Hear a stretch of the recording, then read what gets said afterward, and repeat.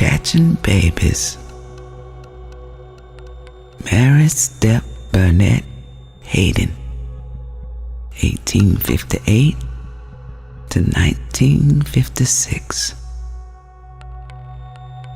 Mary Louisa was born on the Stepp plantation in Black Mountain, Tahana, 1832 to 1897, an enslaved midwife reportedly of African and Native American heritage who assisted with the plantation's births.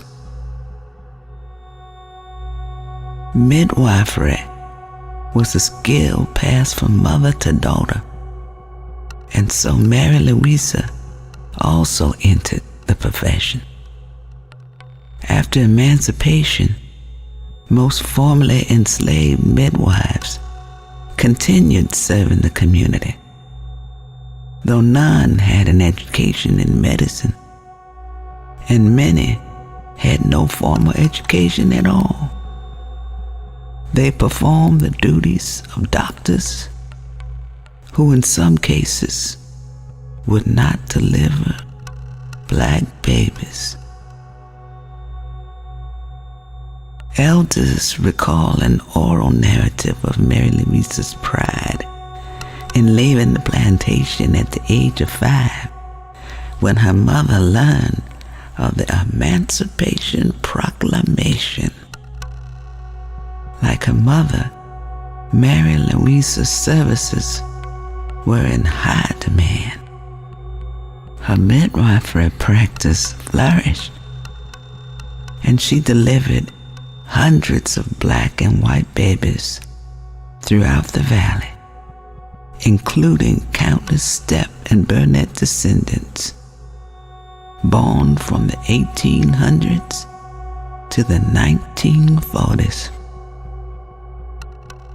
Mary Louisa's proficient skills were evident when she ushered her great-granddaughter, Vera Juanita Perkins, into the world on May 6, 1939. The baby was born with a rare condition called a caul, or a thin veil or membrane of skin covering her face.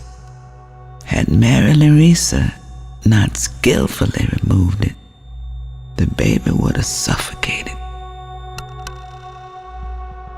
Mary Louisa's care of childbearing clients afforded her prominent stature in the community, and she was able to extend her outreach beyond helping mothers bear children.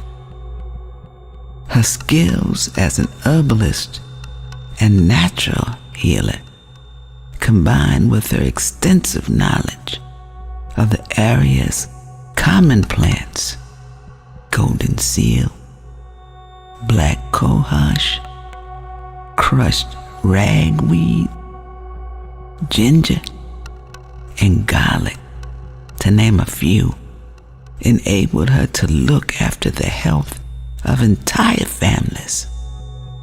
Plants and plant extracts were used to treat every type of ailment, from insect bites to rashes to colds to flu. In later years, Mary Louisa practiced her craft from a small cottage built by her son, Garland Alfred Burnette, 1881 to 1954, on his farm off Bird Road in Black Mountain. Although she stood less than 5 feet tall, older relatives vividly recall her as a fierce force to reckon with. She wore her flowing apron dress and her waist-length hair protectedly twisted in a bun. Today, all that remains of a cottage is a chimney nestled in thorny woods, reduced to cinder block